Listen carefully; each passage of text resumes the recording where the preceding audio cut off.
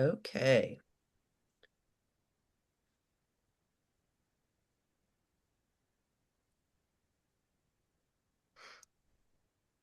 All right. So we'll go ahead and get started.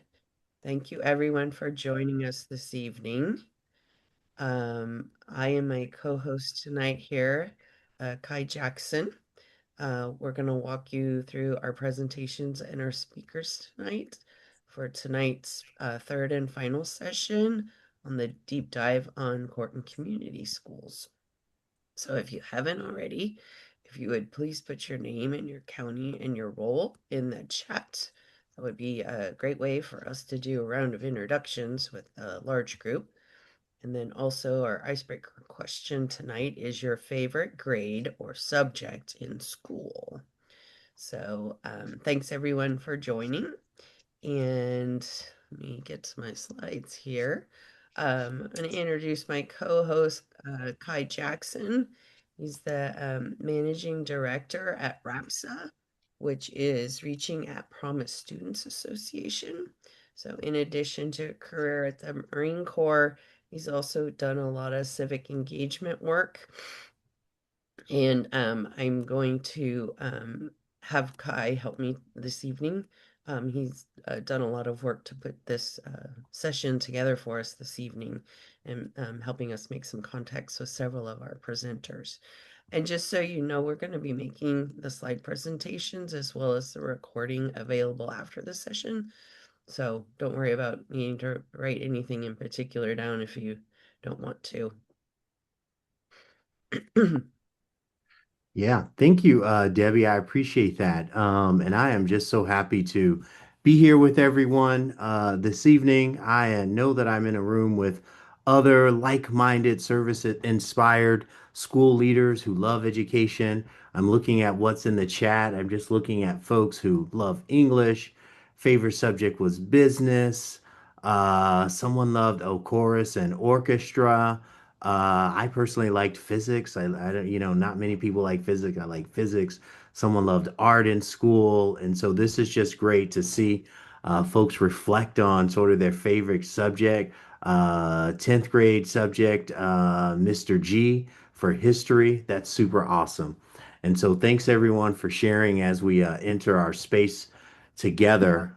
I personally appreciate the opportunity to be here with you all and support ACCBE in building leadership capacity and building a culture of student success through high quality professional development for school board members, right? Which we know helps improve governance, the effectiveness of governance, decision making, and student achievement. And so, as educational leaders, I know that you all face decisions to help strengthen public education and address emerging and persistent challenges. And so, this evening, we are convening for a few purposes. We have those there on the screen, but you could see those, but to really gain youth perspectives on engagement and transition. And I'll talk about the agenda in a little bit and how that fits in. To explore advocacy strategies for equity and access. So you'll be able to identify some policy priorities and reforms discussed by advocates and ensure justice impacted students are not overlooked as they sometimes are, and develop actionable advocacy goals. Use this information that we gain and that you've gained in some of the previous sessions to help develop and define some statewide and local advocacy agenda down the line for school board members and for ACCBE. All in all, this evening we're here to gather to just make sure that we can strengthen our collective professional development amongst school board leaders who are supporting our students here in California. Next slide. So this is just a quick snapshot of the overall agenda. It's really broken down into about four parts. We're going to do the welcome and the recap as we've entered the room. Second part is really with the OYCR, which is the Office of Youth and Community Restoration. We're going to have a moderated youth panel, and I'll introduce our moderator, Joe Harity, shortly. A third part will have an advocate panel led by Katie Bliss from the Youth Law Center, and we'll let her introduce her team there. And then, sort of rounding us out, we'll have a reflection activity for about 15 minutes that will reflect on this session and what we learned, and even probably tap a little bit into sessions one and two. Next slide, please. And for that, I'll turn that back over to you, Debbie. Great, thank you. And so, want to touch quickly here about ACCBE. We are now 11-month-old organization, and we're an association by county boards for county boards. So our mission is empowering our county board members, and part of this deep dive series is really getting into the purview of court and community school and educating and empowering our board members in that entire responsibility of our county boards of education. And our mission as the leading voice for California County Boards of Education is to improve outcomes for not only the students, but the families and our communities. We work on four pillars to advocate and amplify the voice of county boards of education and the trustees. Also, partnership. Kai is a classic example here, as well as our other speakers tonight with the Youth Advisory Board of OYCR, as well as the Youth Law Center. And so we're all about arm in arm getting more done as part of a larger team than by ourselves. Also, to engage, elevate, and empower our membership and building capacity within county boards of education. And then forward looking, we're really looking to evolve and innovate in this field. Back to you, Kai. Thank you, Debbie. I appreciate that. And once again, before I get into some of the recap of sessions one and two, let me say, as Debbie said, I have experience working with school leaders for sure here in California, but also working with school board members in the state of Delaware, in the state of Oregon, Washington, Maryland, and even in Canada.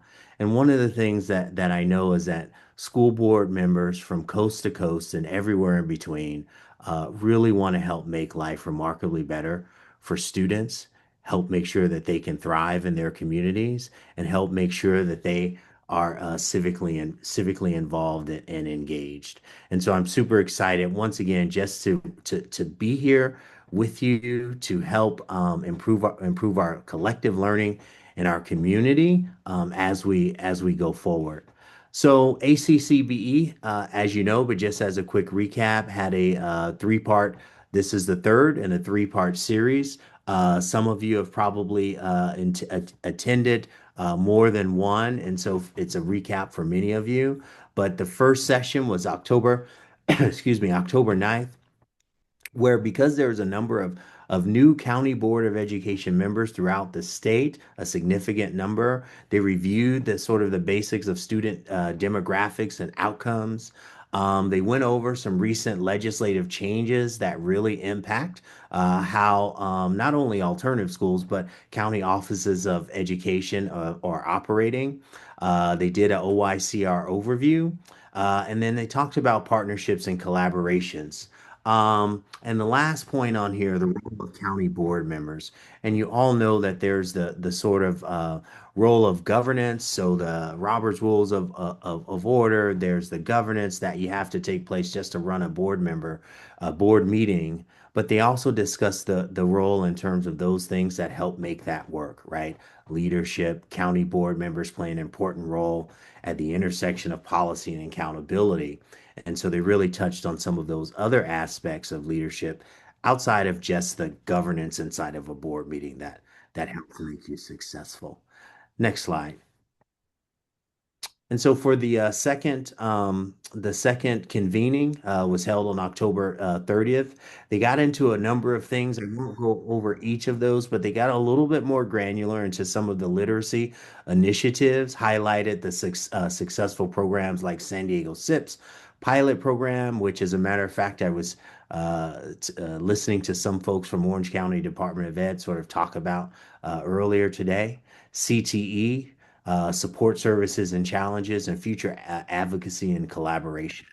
What I would just note on this slide is that that is really important, particularly that last bullet around advocacy and collaboration, because we know that any success and progress that happens that is sustainable happens through collaboration to make it ongoing and to make it successful and meaningful.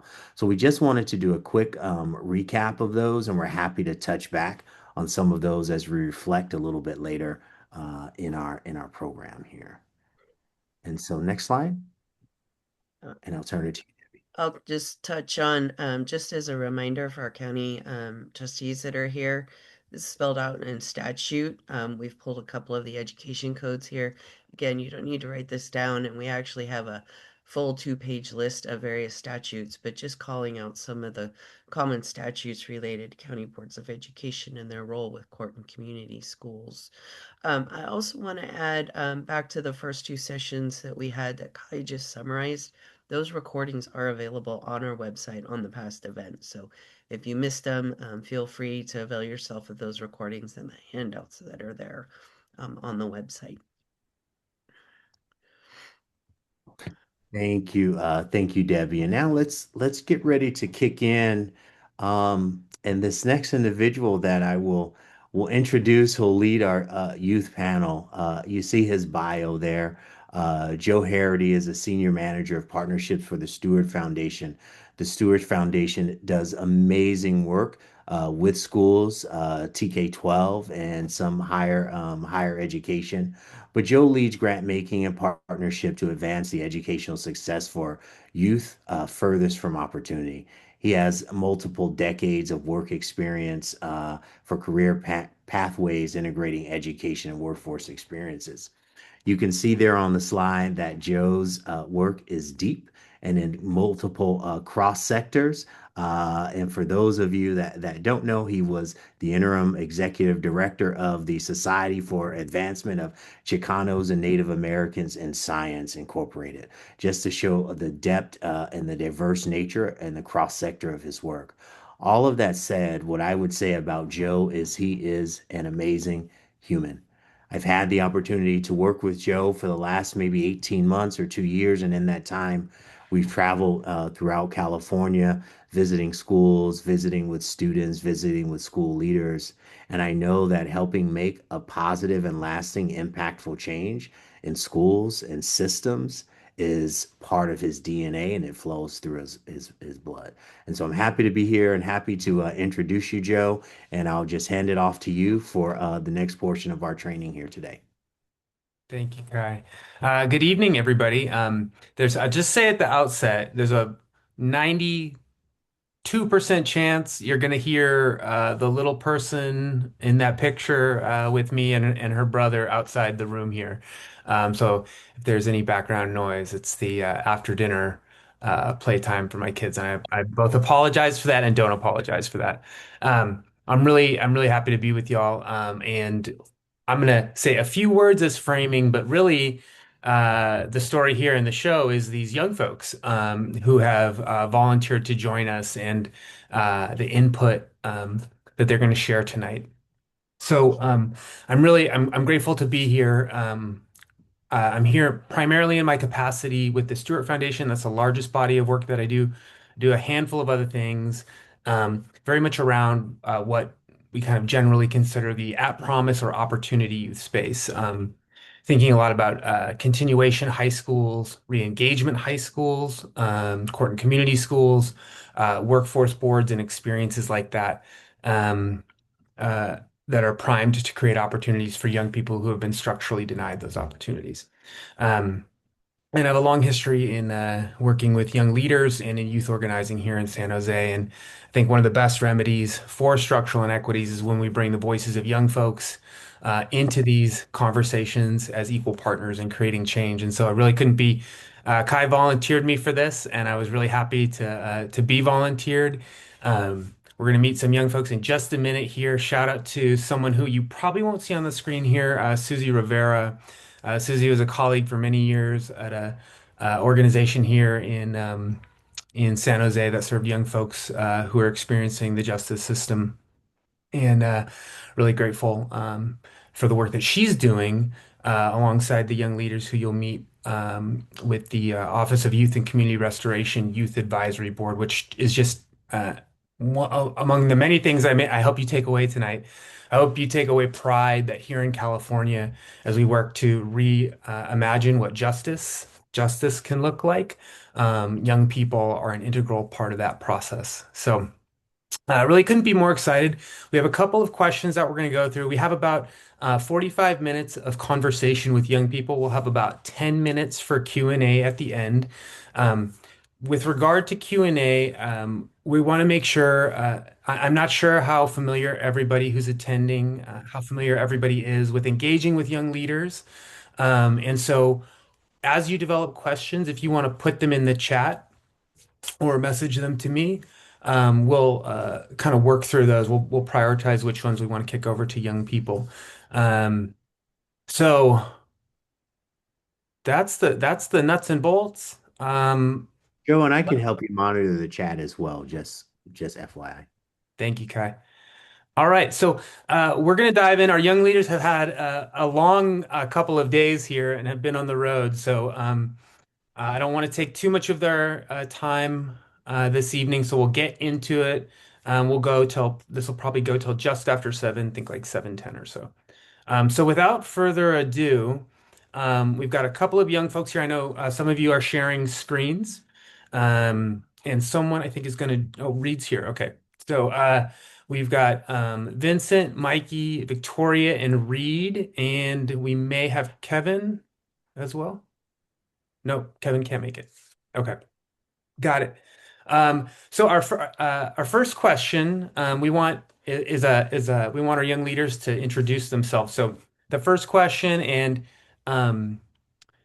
we can go. I'll just call you out to make it easy. I see first up on my screen is Vincent, then Mikey, then Victoria, then Reed. So, and I'll drop it in the chat here. But go ahead and introduce yourself, share your name, where you're calling in from, and maybe since you're all in LA, where you usually would call in from. Um, and then share one thing that you want the ACCBE trustees to know about you, or something that you're proud of. Um, and there's the question in the chat. So Vincent, if you want to go first. Hello, everybody. My name is Vincent Leasing. I'm a formerly incarcerated youth. I was arrested at the age of 15, got out at 23. I recently got out in January 2025. I'm currently a student, an underground student at UC Davis, and I'm an undergraduate. I'm majoring in community and regional development. I also have a AA in business administration. And I just wanted to, one thing I want you guys to know about me is that I'm currently or should I share that right now? Should I share that right now? What? Should I share that right now, what I'm doing at school? Sure. One thing I want you guys to know is I recently got approved uh, to bring in a program called Incarceration in College, which started at UC Berkeley, and I'm an alumni from it. So like they were coming in juvenile hall and speaking with us, and they helped me get into UC Davis, and I'm actually bringing that program to UC Davis. Yeah, so I'm expanding it, and yeah, that's it. I'm passing it on to Mikey. Thank you. Hello, everyone. My name is Mikey. I'm from Santa Clara County. We're all calling in from LA County right now, though. We've had a good couple of days. We've been traveling all through California. We were just in Sacramento celebrating Youth Advisory Board first year. So, uh, and then now we're here in LA. We just did a 3-hour panel, breaking beyond the bench.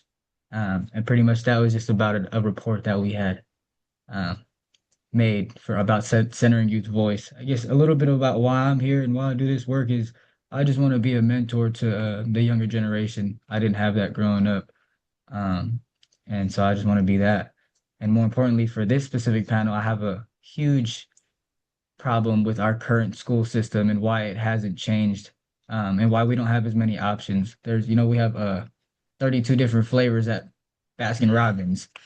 We have different phones, all these 17 different iPhones and 40 different Galaxies that we can choose from, but we have our classrooms stay the same, and our youth don't have that many options.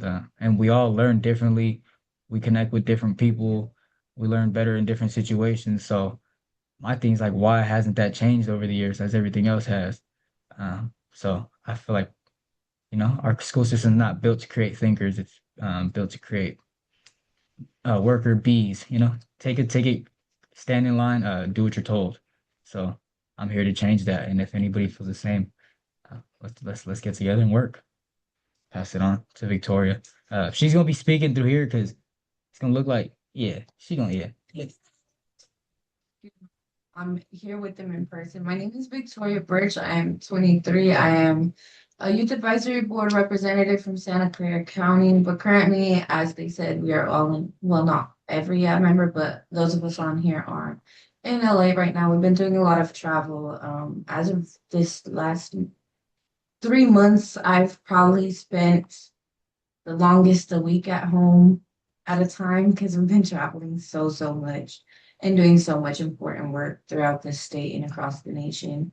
And it's a really beautiful blessing to, not only just recently have our 1 year anniversary, but also a couple weeks ago, we us at the Youth Advisory Board got acknowledged at the Cincinnati Youth Services Gala. So that was also a really amazing opportunity for the Youth Advisory Board.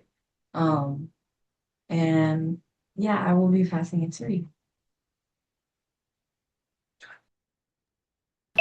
Hey everybody, how y'all doing? My name is Reed. I apologize for not having my camera on tonight. I'm a business owner and I just got off a late call with one of my clients and having to wrap up something, so I will not have my camera on. But yeah, so I'm one of the founding members of the Youth Advisory Board, calling in from the county. I live in South Lake Tahoe, if you guys know where that is. um, Something I want the ACCBE to know about me is I'm a current alumni from Lake Tahoe Community College's Project Rebound program. I'm a senior at Chico State in the Project Rebound program there as well. And something I'm working on is working on a capstone and a project in my local community, working with a bunch of my own local experts in the education field. And I'm trying to expand access to education inside my local juvenile hall. I'm trying to encompass reading material, access to technology so they can pursue Canvas and online courses through the college, through the local community college system, which I graduated from, and really trying to help build upon that path that I helped trace for my county and establish, like a serious foundation for young individuals to graduate from court school and continue their education while inside. I don't know if anybody else here needs to go, but I think is that all of us for the YAB checked in? Yeah, we do have one member. Cool. She's here in the I background. will, I just want to say hi, everyone. Susie Rivera here, Youth Voice Champion and Ally for our young people. You're going to hear from all their wisdom and brilliance. And this is actually during their Youth Advisory Board time. So I'm going to be toggling before with their meeting with young people across the state. I just want to say Kevin is one of our young people who's currently incarcerated because for our Youth Advisory Board, we have young people not only in community, but youth who are currently incarcerated in facilities across the state. And every so often, with our young people who are currently incarcerated, we run into some snags with them joining us virtually. So if he ends up joining, I'll let y'all know. But the group here is going to be including his thinking and thoughts because he's very passionate about education and will be graduating while he's in facility from high school, and he's duly enrolled in high school and college. And so they will be lifting up his voice in this space since he was not able to be with us today. But I'm happy that our youth board will be here and I'll be, lifting them up from the background here. But just wanted to pop in and say hello. Thank you, Susie. And thank you, Reed, Victoria, Mikey, and Vincent for getting us going and introducing yourselves to everybody. Um, and you got Priscilla Stevenson in the chat shouting y'all out. So, and I'm hoping you can see all the emojis popping up too. So you're getting good vibes out of the gate here. So our first kind of like question for discussion is what made you want to be present and engaged with your mind, not just your body. Sorry, my daughter is coming in to deliver a smoothie. Okay. Um, the What made you want to be present in school with your mind, not just your body? We know that legally the state can compel you, can order you, can require you to attend school, but it can't require you to be present um, with your mind and your heart. And so we're curious to hear from you in your experiences. What helped you to be fully present, to be engaged? And for ease, we can just keep going. I know you. It sounds like popcorn is kind of one of your styles. So, but maybe to get us eased into this, if we could follow that same order: Vincent, Mikey, Victoria, Reed, and then as you get going, if you want to build off one another, feel free to do that along the way. Um, well, I always loved learning. I don't think I learned while being incarcerated was that I loved learning, but I feel like one thing that really led me to being present in school was the hands-on activities. When I say hands-on, it was things like, um, for example, being in jail, it's always the same thing every day. Like we're just learning, watching videos on books. But like one thing that really made me engage was when so we had another teacher come in, a different teacher, and she had a very unorthodox way of teaching. So she was doing things like science experiments. And mind you, in juvenile hall, like it's hard to do those type of things, but it's simple things like plastic cup with the soil in there and a bean, things like that. Also, like one thing that, because I'm from Contra County, one thing that they implemented was on Wednesdays they had like a mental health day where we could draw, watch movies, just one thing to like get the pressure off, like just like I forgot what they called it, like a certain type of break or like, but it was a mental health day. But yeah, just things like that, hands-on. Also, stuff that's applicable to like that I could use outside of school. Because growing up, I always thought that school wasn't for me because like how am I going to use algebra or how am I going to use these things outside of school? Especially when I'm so focused on instant gratification or like I need money right now. Like how's that? But just making things applicable to the real world situations or like that I could see in, my world that I could relate to. I'm sorry. So can you repeat that question? I'm so sorry. Yes. Like, What made you want to be present with your mind, not just your body, be fully present in your education, in court and community school settings? Yeah, one of the things that made me be fully present was knowing that was actually learning the real definition of what it meant to be educated. And because I mean, you can just have an abundant amount of knowledge in your mind, but if you have no clue on how to use that to get what you want, then it's kind of useless. And you don't necessarily have to go through the education system to become educated, but somebody that helped me realize that was one of a teachers that I had, and she took the time to help me figure out what I wanted to do. I didn't know that I would ever want to do this work. I thought I wanted to be an engineer. And then I quickly found out I didn't like math. Um, so, but I was super creative and I understood machines. And I always say this like everywhere I go. It's like machines are so simple to me. You take them apart, you put them back together, they work exactly as you make them. But humans aren't the same. And then so I kind of went on this like human behavior journey, and she helped me find that. And I'd never like would have thought. I don't think I would have ever found that without her help, without having a good mentor, without having somebody to see it in me and be like, "Hey, you got these skills, but it doesn't have to be for that. You can translate that into something different, and you can change the world with that." And so I was like, bring me in, like let's do it. And so yeah, that was one of the things was just having that mentorship, and then it takes a collaboration between yourself too. You got to be ready. It's a choice. It's intentional. So yeah, that was one of the things. I'll pass it on to Victoria. As for me, I've done a lot of reflection on this question. As I, it's been a while since I've been in court schools or community schools, as I graduated when I was 17, but thinking back to it, I really wasn't engaged in court and community school. I didn't get fully engaged and interested in school outside of just my body and more interested with my mind in school until college because I had the choice to choose what courses I wanted to take. I had the choices to like take classes that made sense. I was able to pick my teacher. I was able to pick the course. I was able to pick the time that it was happening that best fit my schedule. I think that was a lot it made it more engaging for me.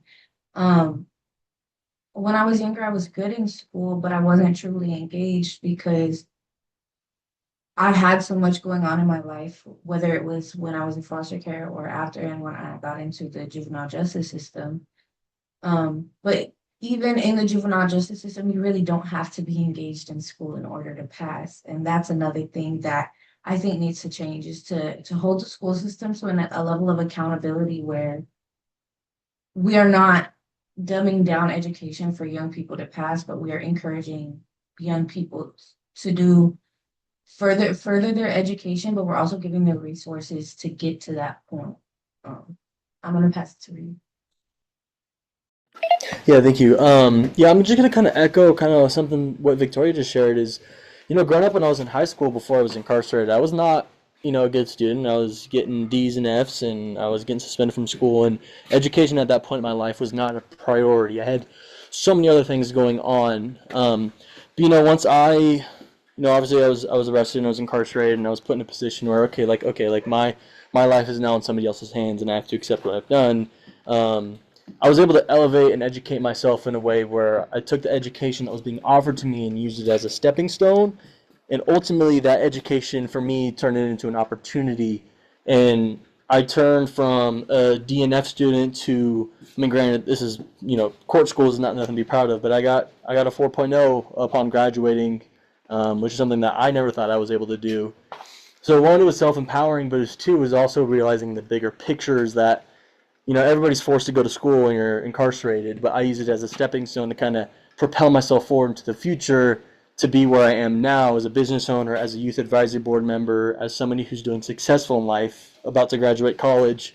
I had to stay occupied, and it's those opportunities that really allowed me to stay present inside school because I, set a plan for myself, and it's that self-awareness, like, okay, well, this is what I have to do to get to the next step in life. And that's how I was able to stay present. Some of the things I'm hearing in I'm hearing some echoes and some ideas that I think that are gonna lead you right into the next question. But I'm hearing relevance from Vincent, things that were hands-on, that felt applicable in the real world. I'm hearing from Mikey about the importance of relationships and mentorship and the way in which that can invite self-discovery or help you understand things you didn't know about yourself.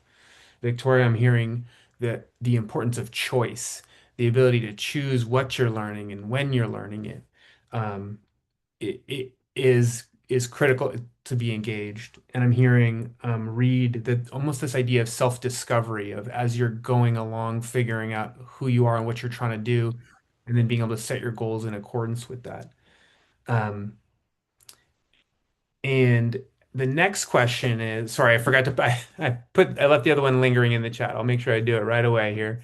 Um, just continuing to build on that, taking yourself out of just the notion of court and community schools as a particular place and time, but in school, when things are going well, when things were going well in the past, when they're going well now in your current academic endeavors, what made school feel relevant, engaging, and supportive?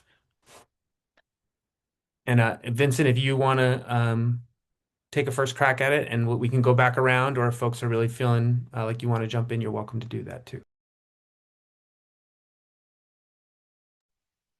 Is it okay if Victoria goes first this time? Yeah. I was gonna say for me, it's about when school was going well for me, it really was college or when I was able to choose my, what are those called? Electives.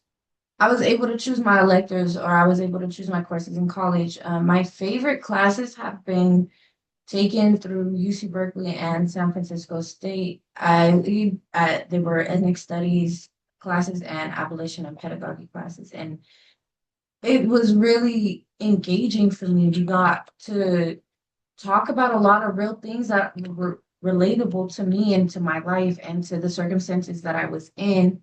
and the things that I wanted to continue to change. And so I think that relevance to who the young person is really important. Engagement, as Vince said, is really important.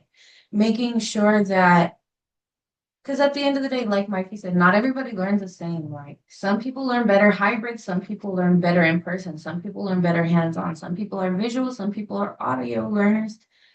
So for me, it was like I was in an engaging class that kept my attention span, which is really hard to do. So it kept me focused and it kept my attention span. And I think that that was the most important thing for me. And that's what made it engaging and feel supportive. And also in those classes, my teachers were just, they actually cared and they would reach out and email and call and make sure that things were good and if we needed help. So I think that that was really important as well. I'm gonna go next. For me, what made school relevant, engaging, and supportive was like what Victoria said, the faculty, like professors, having a good relationship with them. Um, I know when I was incarcerated and attending a court school, they have uh, other, like they have TAs in there, that work with you one on one.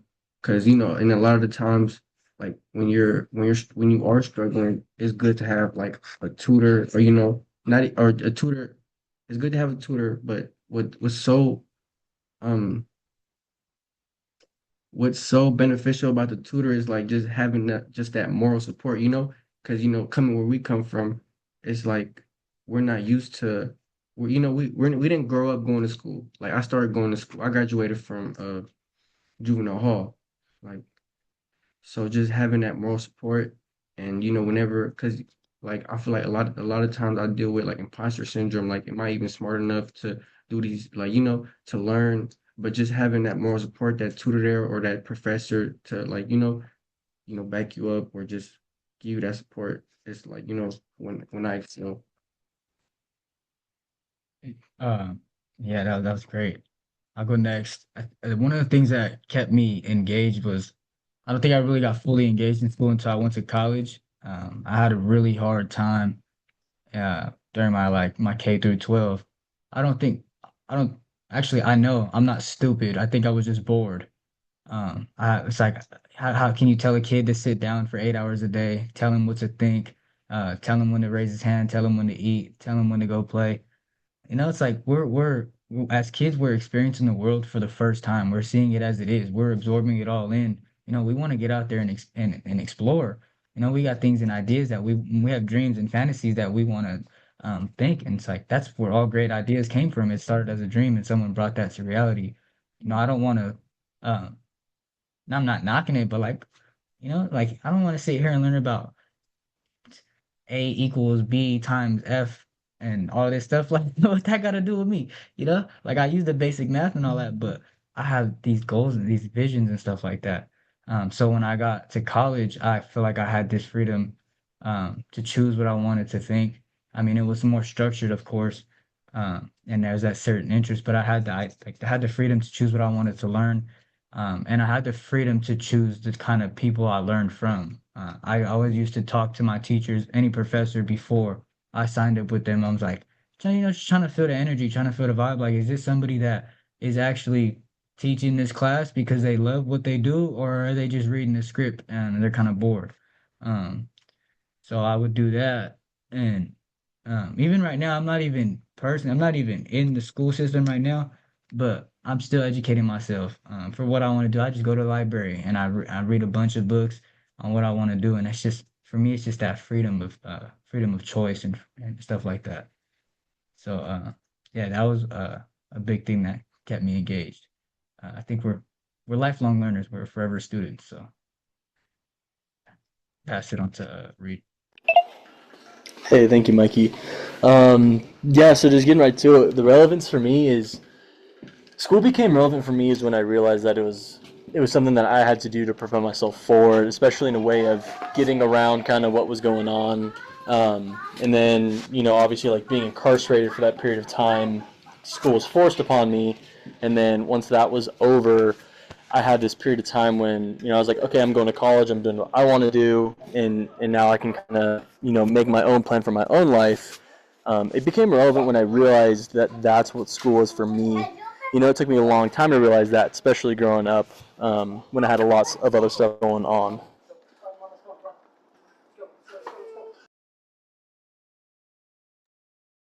Thank you. Thank you. I'm once again, I'm hearing a whole bunch of things around relevance, relationships, moral support, um, freedom of choice, agency, those types of ideas. Vincent, when we were originally, or not originally, when we were checking in and sort of previewing some of these questions, something that I recall you mentioning that felt, I think you were saying you felt blessed that in Contra Costa County, I think that this is maybe part of this part you were mentioning about having TAs. You mentioned that in Contra Costa County, you felt lucky that there were folks in that educational environment who uh, were may have been from Contra Costa County and may have had relatable life experiences. Would you be willing to speak on that? Of course. So one perfect example, I would say her name is Leslie Enosha, and she just happens to be from the same city as me. Basically the same area, same neighborhood. One thing about me, like when I was 13, I got shot, and when she shared with us that when she was growing up, she was also like a victim of gun violence, and just being able, like being from the same neighborhood, going through the same similar experiences, like I felt like I could connect with her more, and she also like provided like workshops with college, so like in everything that she would say, like I would actually hear, because like we just had that connection. So that's really one of the things that was so impactful to my education. Um, Part of what I'm continue to hear these themes, and I think about we've got young folks who are giving their time to be here, and I'm just thinking about some of the ideas where local county board of education trustees where are there policy decisions that may be within your wheelhouse, and I wonder about questions like recognizing the centrality of relationships that we're hearing from young folks. Are there opportunities in court and community schools to make local decisions that preference hiring for certain types of experiences or backgrounds to increase the relatability for young people who are traversing those educational environments? We have across the state, we have grant programs around educators of color, and those are incredibly important programs in California. And I wonder what else we might do in terms of local policy making um, to ensure that the right people are in the right places with young folks where those connections can happen faster. And I see, Mikey, you're putting your hand up. Go for it. Yeah, well, I would say when we're hiring these people, involve the youth in those interviews in those spaces. I mean, the youth don't necessarily have to be talking, but I would say definitely, like for sure, just to give them that experience, I think they should have a voice in that as well. But in some capacity, have the youth present. Like yeah, how you gonna hire somebody to teach the youth and we ain't even met them? It's like how we ain't agreed that we wanted this person here, you know? And then yeah, I think just having those youth present in that, and I would say Susie had got a lot of tutors in my county, and I was part of the interview process, uh, and it helped me a lot. And I think being in those spaces, I kind of would be a spokesperson for my pod and my units because like I know them, and I be observing him, like I like to people watch and all that too. So it's like I kind of like, okay, this person would be good for this unit. This person has this kind of energy. They have this level of emotional intelligence. We can see that they got this level of energy for it in them. They're passionate about it, and you can see when somebody's really, just trying to check a box or when they really got it at their heart. So I think having the youth involved in those space in that process of choosing these people that are coming into our units and teaching our youth. Thank you, Mikey. Young people on hiring panels is a suggestion from young folks right now. Also, probably within local jurisdiction. albeit maybe they're union questions there. Reed, I see your hand up. Yeah, thank you, Joe. Yeah, I kind of just wanted to piggyback off something Mikey said. And when you're talking about, hiring these individuals to come inside court schools, it's not like I go to college, I get my bachelor's degree, and then I want to start teaching, fourth grade, right? Like, there's a different protocol when you're approaching somebody who's gone through trauma, when you're, trying to teach somebody in a classroom who probably doesn't want to be there in the first place. They're being displaced from their home, their family, and their support network. And so something I experienced, which may be a small county thing, which I know there's more than one small county in California, is that all of my teachers or substitute teachers, we didn't have a single primary teacher for a long time. And I think, as I aged in the system, I learned more about it. I think a big issue was that there wasn't enough funding to hire a full-time teacher, which in turn kind of made it feel like any teacher applying, they're like, well, I'm not going to apply for the full-time because they're not offering enough money. So I think maybe a policy change that we can work with that local union and in our local communities is requiring court schools to have more of a full-time focused teacher who's there Monday through Friday. Because I didn't have that growing up inside court school, and I know a lot of the individuals in court were like, oh, well, my favorite teacher that I really vibe with is only here Mondays and Tuesdays, right? Well, that's only 2 days out of the school week, and you have to go to school, or else you're going to get in trouble. You're going to go to court, and it's going to look negatively. So I think maybe approach for these smaller local communities, and I'm just talking out here for my small community, is that there needs to be more of a center focused teacher there full time, because those substitute teachers that are popping in and out every other day, it wasn't beneficial for the youth and their development because they're already facing those trust issues everywhere else. It's hard to do that on top of a teacher. Thank you, Reed. Um, Appreciate you building on Mikey's point, and I'm hearing just the critical importance of stability in those roles. So it's having a full-time credentialed teacher so that there's continuity in it, particularly in the case of young people who have experienced trauma, both potentially past life experience trauma and the trauma of being separated from family and community and being incarcerated. Those young folks, the absolute importance of continuity is important.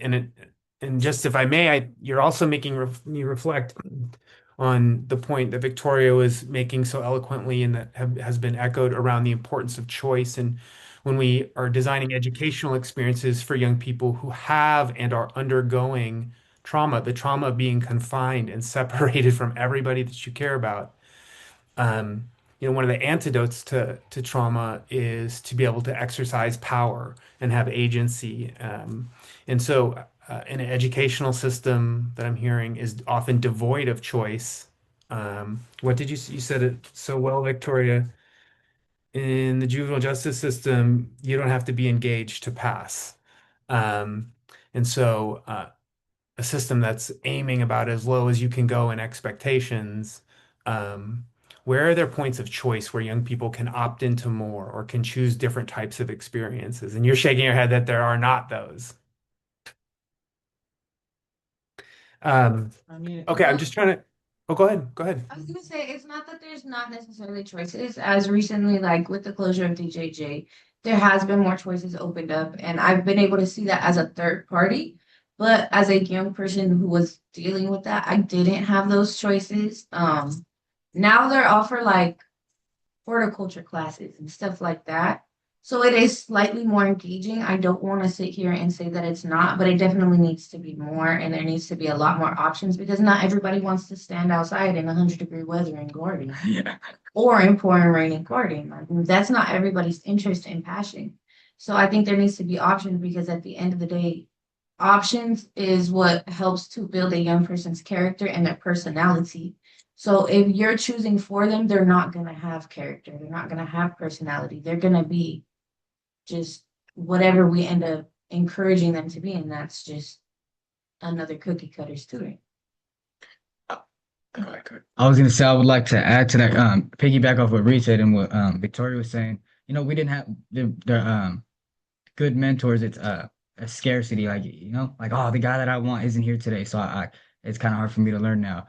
But I think one of the things to help with that would we got to push for more funding in the education system, and I think it's kind of messed up that our teachers and people, our educators, don't get paid as much as a doctor when I think it's just as important. Um, and I think it's a collaborate, like this is for the youth. Like, what do we need for the youth too? But I've seen a lot that when I was in juvenile hall going through K through 12, our teachers, like, I think they first started off with the heart and they were with the youth and they wanted to help. But over the years, like, they see us in and out, they hear us dying, they hear us doing, going to prison, and it's like they kind of get unmotivated. And it's like, what can we do for the teachers to keep them motivated and disciplined, and not lose hope? Because then once they lose hope, then we lose hope. And it's like it's a collaboration, it's a partnership. We need to worry about the teacher just as much as the youth. And so, like, what are the things that we can do to help that? Because I've seen it's like, that it gets boring teaching the same thing too. Like, you gotta, like, you're teaching same history class, the same this. They don't have the freedom to teach what they want either, and or implement their own little lessons and plant little seeds that they might want, and then add their own little taste to it. So it's like, they've been working here for 30 years and that they're unmotivated and they only hear about when we do bad or the bad stuff that happens to us. They never really hear about, Vincent's going to UC Davis, this and that, and like, oh, that used to be my student. That kind of, that makes me feel good about myself. Like, one of my students is doing good. They only hear, oh, You heard what Mikey, happened to Mikey? yeah, Mikey died, like, or Mikey's doing life in the pen. Yeah, I'm just saying, no, yeah, nah, Part of nah, knock on my hard head, nah, but, part of what I'm no, hearing, Mikey, in your comments is it's like that whole idea of, like hurt people, healed people, yeah, heal people, and that mm, we need educators who are well, who are healthy, who are positive and optimistic. Um, and so what I it's mean, it's a generous thought that you're having of how can to we take take care of them care of too. it? Yep. Hmm. Yeah, I'm gonna have to definitely agree with that. Recently, I had a conversation with some this I have had this conversation in a couple different capacities, whether it was with probation staff, when it comes down to seeing their young people in and out and hearing that they pass away and losing hope and no longer having the passion for the work that they did, or whether it's an educator who they don't have the room to educate how they want, so they're getting bored and they're also hearing all the same things that probation are hearing. They lose hope because it doesn't seem hopeful. The education doesn't seem hopeful because it's not high standard, and these teachers know that and they see that, but they don't have much of an option for as much like for what they can do, especially in court appointed schools. You could be anywhere from middle school to a senior. So they have to kind of make something that's very generalized for everybody, which sucks. So I think, we really do need to support the teachers. Mikey really had a great point. and what I'll say is that you can you can make generalized information. There's life lessons that you can teach to at all ages, all at once. Um, so they can use today to improve their life.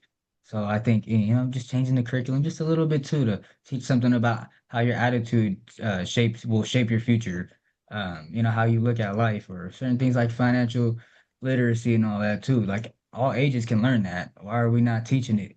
And I'm sure somebody that really, is passionate about this, they would love teaching that over and over and over again because they would learn more and more the more they teach it. I forgot where I read. It's in a book. You read when you read a good book over again the second time, you don't see something that wasn't there before. You see something in you that wasn't there before.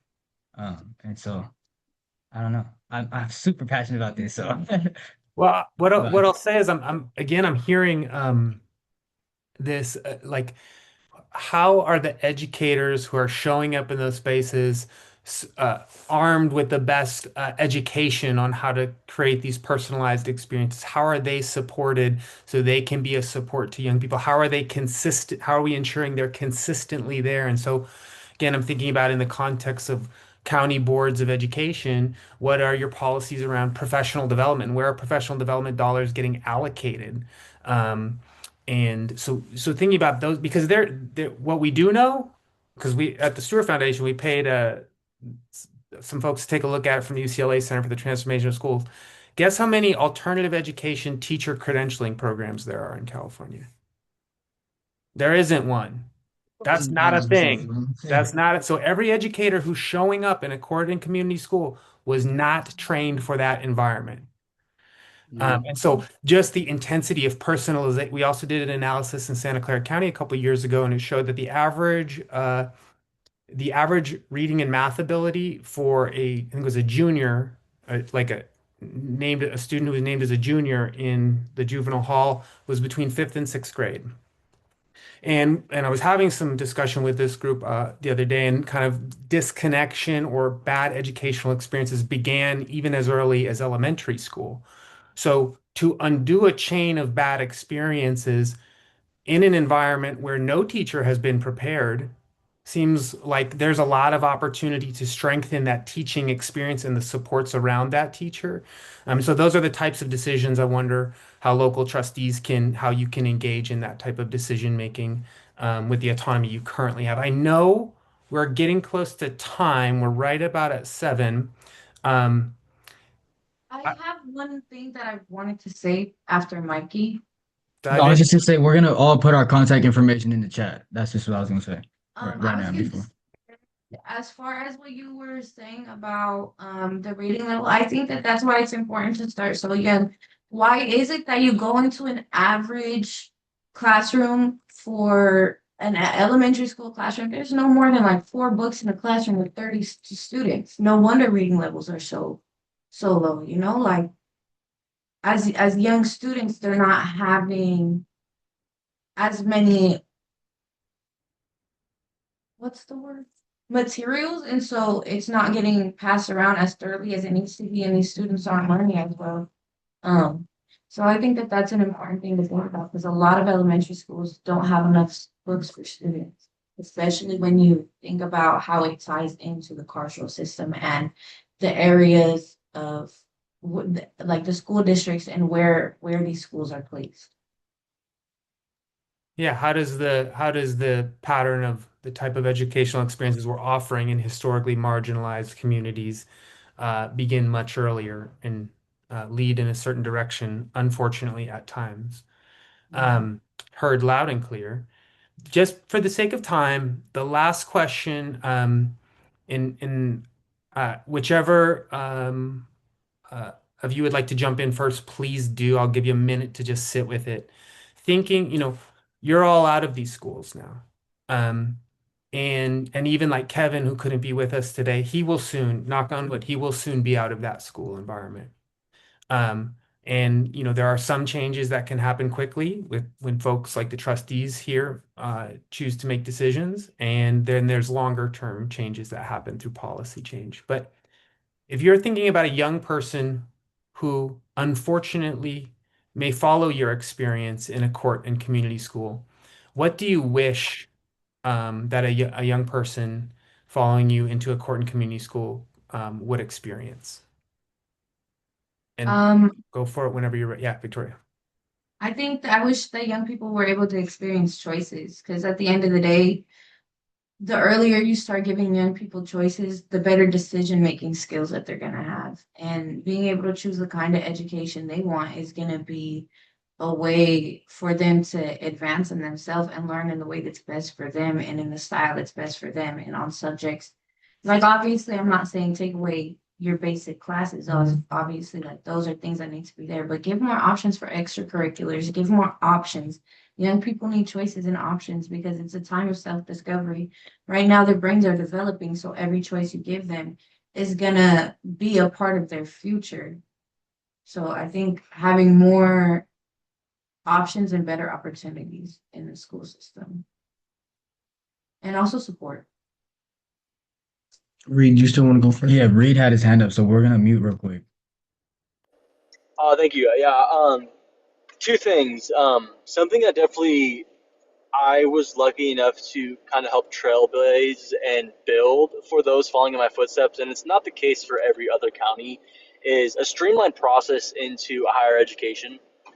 Whether that's a local community college, whether that's a local CSU or UC, I know that that is not necessarily the primary focus here, but I definitely would say that that is definitely one of the things that allows you to be more engaged in the classroom because you're actually working towards something. You're not working towards a court school diploma. I have my diploma from high school. I graduated a year early, and I'm not proud to share it with an employer.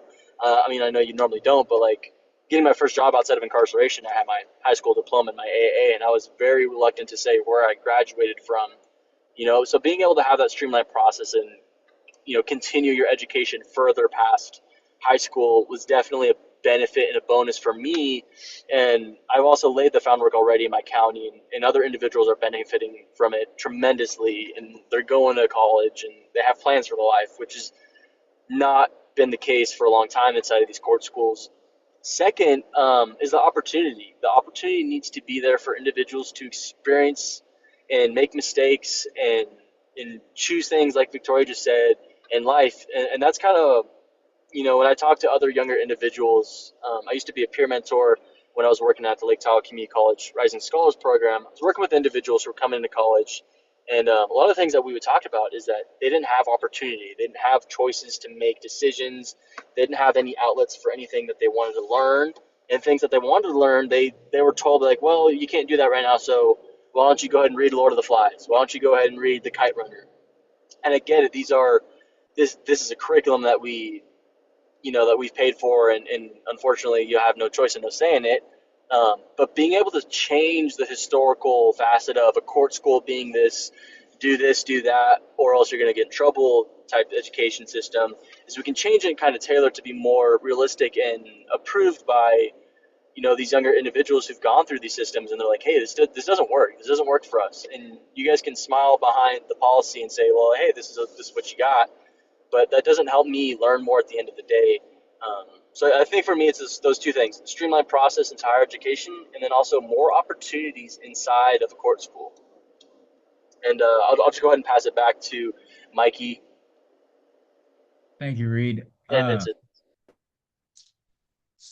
One of the things, yeah, that I would, and I mean, it's a reoccurring theme is that having that mentor, or good educator. But I think it's like more specifically, I would want all of our educators in that system to understand that during our adolescence, that K through 12 is a crucial moment in our lives. That we're, our emotions, our brain is still developing. Our emotions are they're a lot stronger. We sometimes we think it's the end of the world. And I don't know if a lot of teachers understand that it's super important to understand those brains, like brain circuitries and all that stuff, because they're helping shape our personality. They're helping shape our beliefs. They're helping shape, the things that we think in the future, and how we can use that information. So I think and I'm sure teachers go through it in school, but what was that, 20 years ago? How often do they really go back to that and visit that again to implement it in their teachings? That's like a specific thing I feel like it should be a requirement that all teachers and or mentors should have, is just that education on that and how to implement it. That I'll pass it to Vincent. Yeah, so before I answer the question, like I want to talk about the choice. And I remember in DJJ, I had so when I first started my college classes over there, they only had um one kind of education plan. They only had like psychology for transfer. And I feel like when they did that, they chose that for me. I feel like it kind of like it made me not as excited to take college, because I feel like they kind of already took um my freedom from me. Like you guys already, I'm already incarcerated. You guys already choose everything for me. You're gonna change. You're gonna, choose my major for me too. And I felt like, me being able to explore my major like was a big part of like why I wanted to go to college, because I wanted to know what I enjoyed doing. And I just wanted to bring it to your attention that in Sacramento County, I know that they only have one like one route to transfer, and that's inside sociology. And I feel like, you should have that choice to, explore what their passion, what they want to do, because you guys could be holding back a scientist or a doctor, like, so, I just wanted to bring that up. But one thing that I wish that someone could, or a youth could experience, that what I experienced, is it's kind of goes along with what I'm trying to do right now with the incarceration in college. They helped me get into UC, and if you told me that I was gonna go to UC Davis when I was 15 years old, I would not believe you. Like I'm like, I swear I thought UC Davis was just something that happens in movies where like I didn't even know how to apply. Like I just thought that, you could only go there like as a first year. Like, you get the mail like, oh, like we offered you, I thought you had to have a 4.0, but just having like that program incarceration in college come and actually let me know that this is a possibility, because before I even thought about the UC school, I'm like, okay, I'm just gonna go to CSU, because of Project Rebound. But then once I found out that UC was actual option, I'm like, I went for it, and now I go to UC Davis. So I just wish that I just would like to other youth to experience that program, how I experienced it, like giving them the information, even though if school isn't for them, just letting them know that you do have an option to go, like if you really want to. Another thing that I would like some, because at the same time that I was going to college in juvenile hall, I was also attending a program called it's an MC3 program, and it's ran through I forgot what it's ran through. It's called MC3, but it's facilitated by an organization called Motivated to Help Others, or 100 year enterprise, and that's like a organization made up of formerly incarcerated um men who were in prison. Is three of them, and they came together, and I guess the amount of years that they did together equals to 100 years, so that's why it's called 100 years. But what they offered was a program, an MC3 program, and like everybody, school's not for everybody. So the fact that they offered this program, it helped me. The program is basically to help you develop. It's to help you. It's like a pre-apprenticeship. So if you want to go into a construction job with that program, you can go into any trade. So they teach you about tape measuring. You got to do 40 hours of math, and they just do little projects. So just having that, so just going through that program, NC3 program, and also the ITC program, it was like it made me more confident it made me more confident because I'm like, okay, I got options. Like if I can't go to school, then I can fall back on a trade.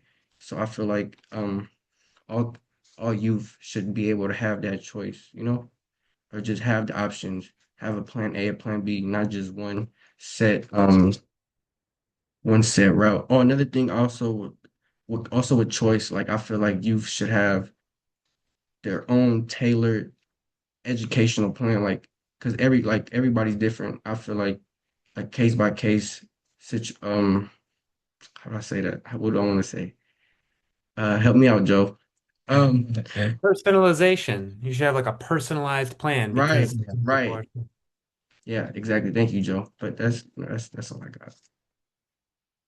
That's my Well, I think we're at right about 7:10, which is what we are aiming for. I don't know if there are questions and if there are time for questions. I know that the young leaders are willing to have uh, conversations outside of this venue. I just uh, I want to invite young leaders if there's any last word you want to leave folks with. Uh, um, there are some things that I just want to reiterate that I was hearing, and as I say that, if that gives you a moment to like any last word you want to leave, please take a moment to think about that. I'm hearing relevance, the relevance of curriculum, and the relevance of the educational experience. Relationships, the critical importance of relationships and teachers, well supported, healthy, happy teachers, opportunities for self-discovery, and plentiful opportunities for choice, for choosing one's journey, for choosing what you're learning and how you're learning. I'm hearing attention to the idea of the science of learning and development, and are teachers and schools structured to respond to that or to deliver to young people in carceral settings a one size sort of experience. Um, choices, options, and support. The three together. I think hearing a lot about streamlining, heard about that, the importance of the connection to college, and I thought that last way that you said it, Reed, was a nice uh, like way to remember it and to understand it, working towards something beyond a court school diploma, that how important and motivating that was. Um, Bunch of notes about mentors, and then the critical importance of personalization, having an experience personalized to you. Um, that was me just recapping a few things, buying time for questions and any last reflections from our young leaders who are here. I see one question. What statewide policies are you most excited about next regarding school to prison pipeline?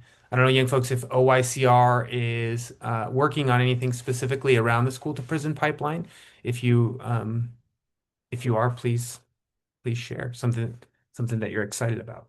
Uh, well, first, I just want to say thank you to everybody for having us on here, and having this conversation with us. I think these are conversations that need to be had. And this is like a really big project, so it takes a lot of guts. And I'm glad to be a part of it. And as for that question, man, I haven't. It's something that I'm not gonna lie, it hasn't been much, but just definitely something that is gonna start being researched. And I will definitely love to have a conversation with you, Priscilla, on that. It's a great question. Thank you. I don't know if anybody else wanted to say anything. Um, Yeah, I can just hop in here about that statewide policy. You know, over the last few years, we've all seen prison to pipeline system kind of grow and have its toll. And then we've also seen Project Rebound, Underground Scholars, Rising Scholars. We've all seen these local communities kind of increase their ability to help handle these court schools and not, like Mikey said earlier, and Victoria even said it, not look at these kids like lost causes, look at them as the future because, the face of juvenile justice is changing and rehabilitation is also education. They go hand in hand.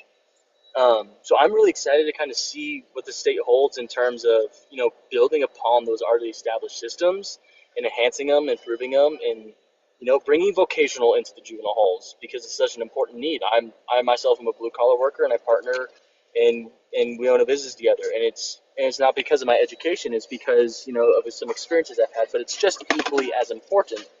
um, I mean, I feel like all of us youth advisory board members could talk about this all night, but I'll just leave it there. And I want to thank you guys so much for doing what you're doing. I think it's huge.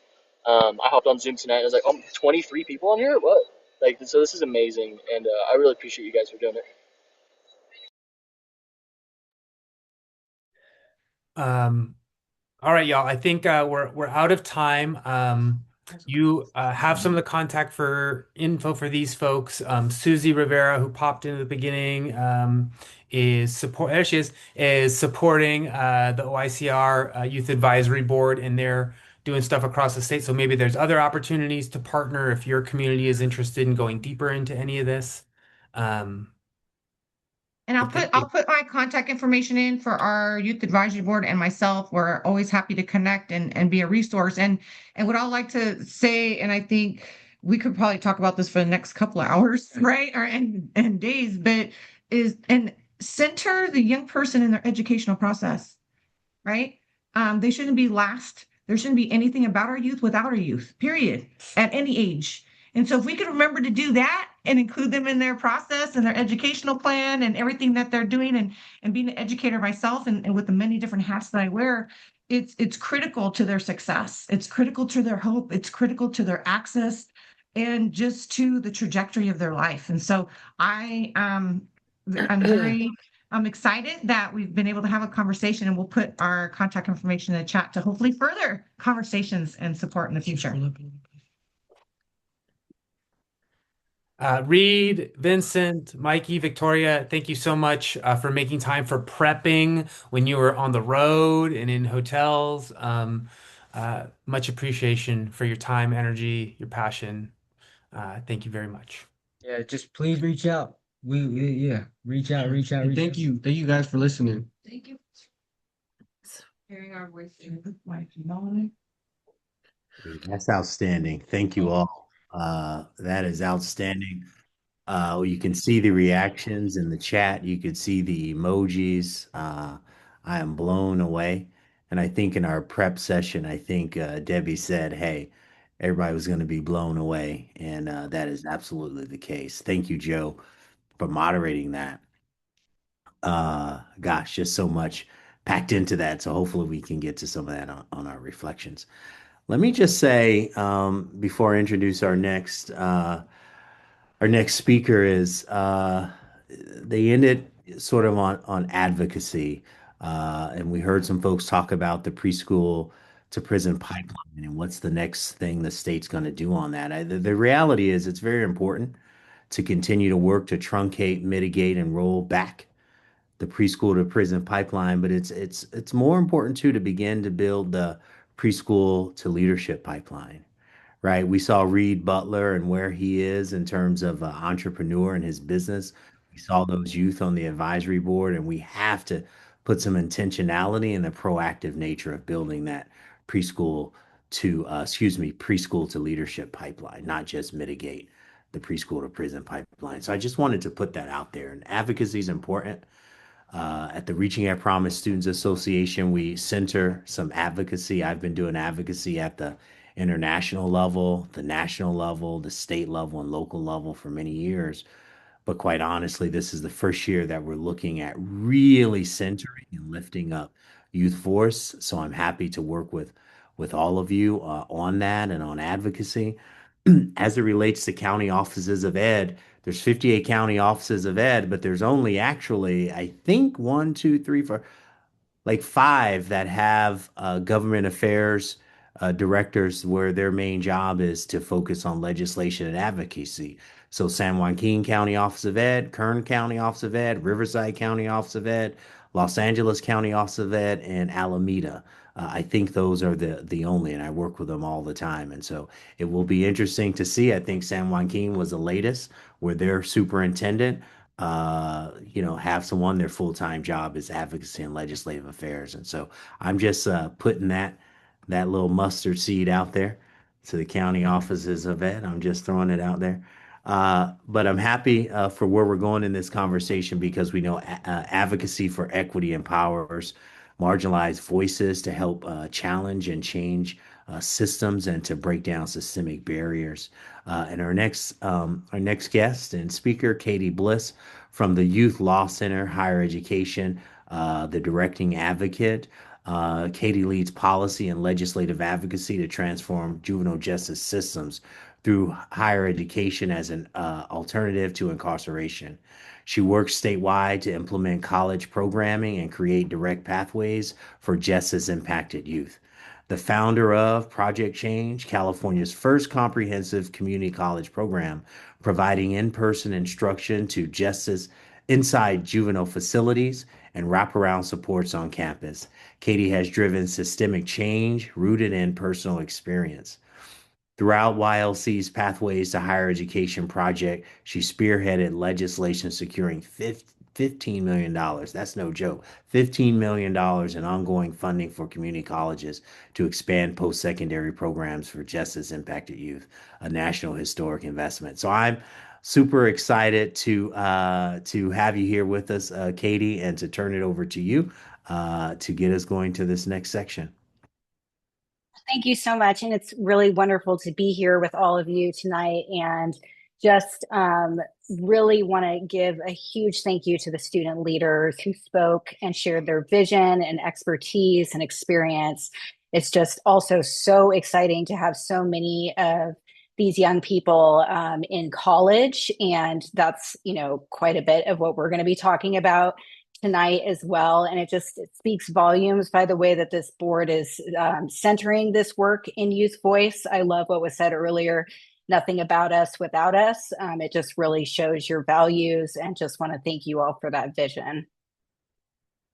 So to start off in the next slide, I just wanted to give a little bit of information about the Youth Law Center. So we are a national nonprofit law firm, and we focus on transforming systems in juvenile justice and the foster care system.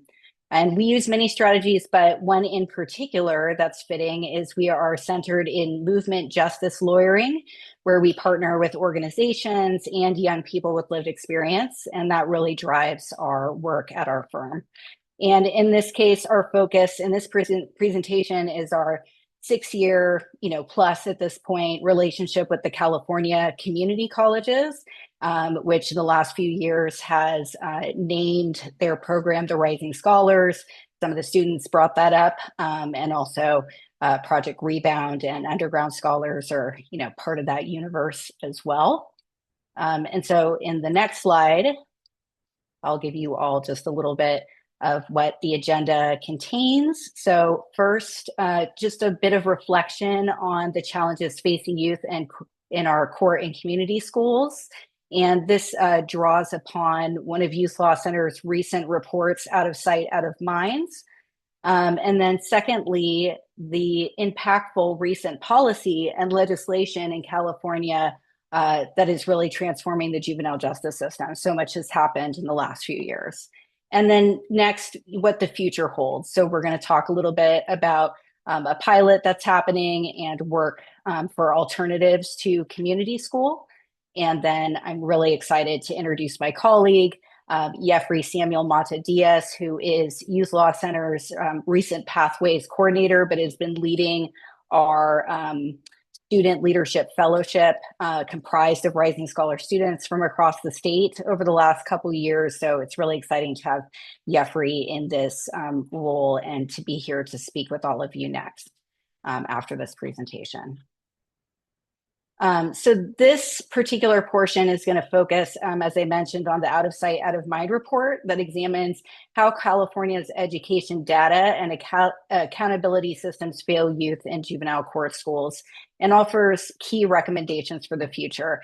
There's going to be a little noted here where if you want to look up this report, I'll also put it in the chat.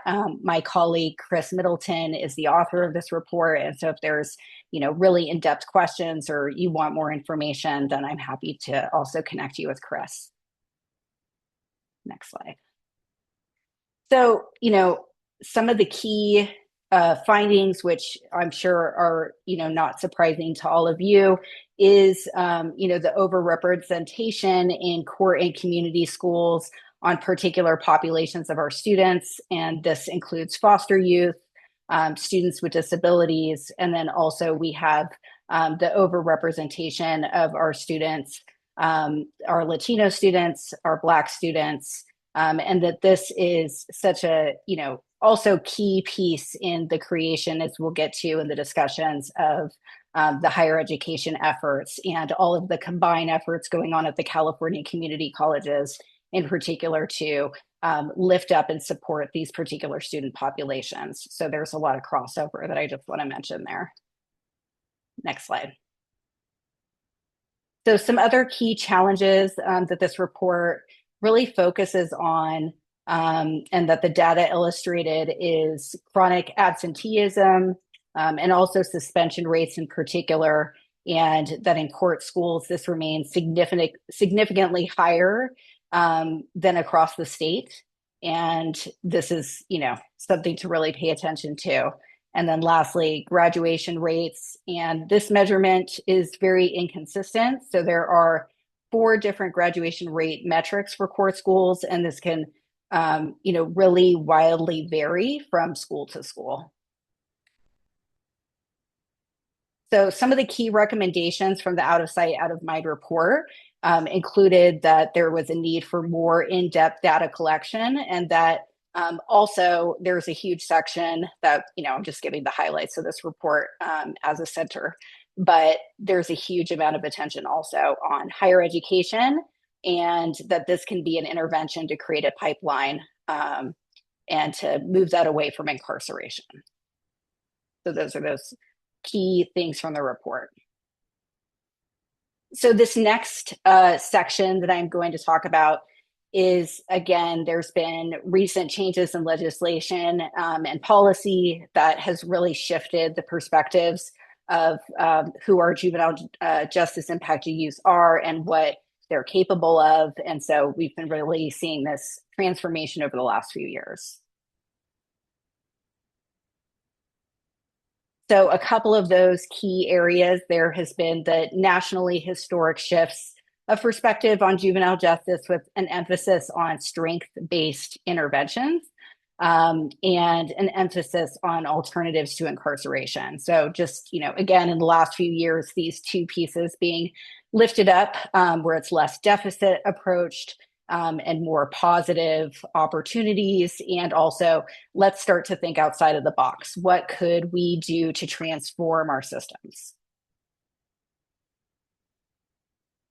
So over the last few years, California legislation, such as the creation of OYCR, the establishment of things like Rising Scholars, has centered these three factors identified by the National Academy of Sciences, and has been, implemented into so much of the argumentation for these policies and legislative changes that the key things for change for our young people include a presence of a parent or parent-like adult involved with and concerned about the young person's development, to a peer group that values positive behavior and academic success, and opportunities and activities that foster independent decision making and critical thinking, which, all of this really just, when students speak and share this, it's so much more powerful because that's the real deal. And this is exactly this is just, re-emphasizing what has already been said by our leaders previously. So next slide. So I wanted to highlight some of the key legislative and policy changes that have happened in juvenile justice in California. So in 2020, with SB 823 and realignment and the California DJJ closure, this resulted in our Office of Youth and Restoration, OYCR, and in 2020, college access legislation, SB 716. This was led by Youth Law Center, but in partnership with our folks actually across the state in the California community colleges and probation supporters as well, for an emphasis on having higher education be available for the first time ever as a requirement inside juvenile detention facilities. So in 2020, this established that it wasn't optional for higher education to be made available, it became required. And so that's just in the last, 5 years, almost 6 years now. And then in 2022, dual enrollment legislation for court and community schools passed.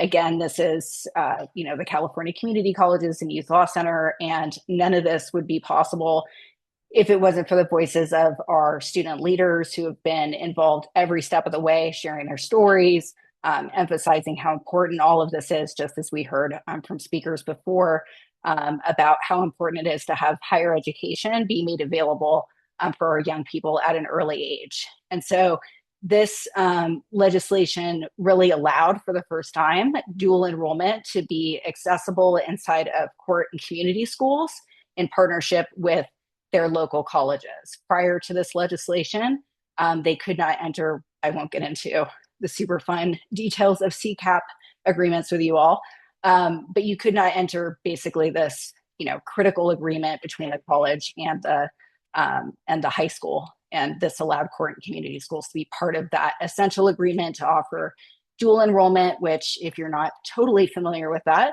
I assume most people are, but don't want to totally assume, gives college and high school credit and really moves students both into the college pathways, but also expedites a student's high school diploma.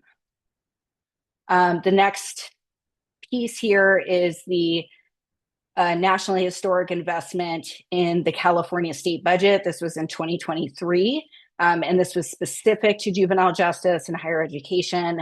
This is the $15 million in ongoing funding through the California community colleges, and this is part of their Rising Scholars Network. I would love to spend much more time in this presentation sharing with you all about the Rising Scholars, but happy to talk further if folks are interested in that. Just in brief with this, the Rising Scholars was established, which is a network, and I'll share more about that, of programs that are dedicated to justice-involved students to access higher education, both in facility and on campus. And in 2020, this was, I would say, primarily focused on the adult population. So jail, prison. And so in 2023, this designated juvenile justice to be its own section, where there was a need to really pay attention to, we need to have specific partners that are focused on these young people, and to dedicate funding that is entirely focused on the youth population. So that is extremely new and exciting, and is all happening. And then, just recently, with our student leaders going to the Capitol and, really pushing for this in a time where I think we got not lucky, but it's a different world. It's amazing and speaks volumes to their testimony that we got an additional 10 million in ongoing funding. So now it's 21 million altogether for Rising Scholars Juvenile Justice. And so that will allow us to expand these programs across the state. Right now, we have 44 colleges across our state that are offering these programs in partnership with our county offices of education. And this will expand it further in the next couple of years. So as we have heard and know, colleges have a critical role to play for our youth. And this certainly is as an alternative educational pathway to an often disjointed educational K through 12 experience. I'll just briefly lift that piece up. I think most experience for those who have been justice impacted is you've been in different facilities or different schools, or you don't have this linear school experience, and then you also miss really key milestones that are so important as part of adolescent development, like missing your prom, missing graduation, all these different kind of pieces. And so what can we do to start to think about how do we create, as was mentioned again, the bar much higher for our youth. And also as an early intervention to reduce or eliminate the need for court involvement in the first place. So this can also come in as a intervention technique. And then also for our young people who are in detention, as an individualized opportunity to really start to create that bridge onto a college campus. And then ultimately for any of our students as a means for building this strength to exit the system and to have this be something that's a part of their future. And so here I've brought up, without defining it, that's bad teaching of me, throughout is the California Community Colleges Rising Scholars Juvenile Justice Network. It's a mouthful. But this, again, was ultimately established in 2021, the full Rising Scholars Network, and has allowed for college pathways to be made available to our young people, both in facility and on college campuses. And just a few key pieces here. The attention is definitely with dual enrollment. And so there's key partnerships with court and community schools, with our county offices of education as key partners, because there's that infrastructure of offering dual enrollment. There's also the opportunity for students who have graduated to come in as first-year college students. But this is really with that purpose of let's do an early, make sure that students get on this track early. And so this is, again, at 44 colleges across our state, and hopefully that number will continue to grow. So I just wanted to give kind of a, wide range of a visual of the universe of players that exist within the juvenile justice system, and who are, ultimately partners when it comes to the stakeholders that are working with our Rising Scholars programs. So of course we have the juvenile court. We can just pop up all the ones on the screen. Sometimes it's fun to do like all of these, but I'll just have them all exist there. We have our legal support groups, whether that's defense attorneys or district attorney, and then of course with our county offices of education and our community colleges and probation are usually the key groups that are working really closely together with our Rising Scholars programs, both because they're offering programming inside facility and then the college campus and the dual enrollment component. But every single group here ultimately has a role to play, but those are kind of the primary partners. And so, just a little bit also bringing back the real key pieces here about what are we really centering when we're talking about programming. And so it should be developmentally appropriate. This is individualized, it's community-based, and that's a key component, which is ultimately the legislation and the funding was during the time of SB 823 and the movement towards OYCR creation and the closure of DJJ. And so the Juvenile Justice Rising Scholars Program funding was very much in the spirit of let's look at what is possible for alternatives and thinking about it within that framework with a partnership with our county offices of education. So the next section that I'm wrapping up with is to talk to you all about what the future holds, what's happening as we move forward. Certainly the Rising Scholars programs are something that are still new and continue to grow, and it is the future. Another piece of the future includes what I'm going to share in this Stanford University policy report that focuses on a middle college model pilot in San Mateo County for 2026. And so if you want to take a look at the report, we've added a little bit of a thing here for you to grab it. I'll also send it afterwards.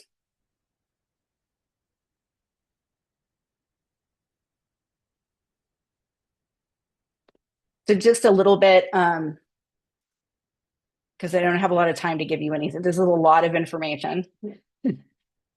So I'm skipping over some things, including like the history of this and how this started and, how long it's taken to get to this point, which is it's multi-years to get to this point where there's this strong partnership commitment between the San Mateo County Community College District and the San Mateo County Office of Education to be exploring this really exciting opportunity for a alternative to their community school.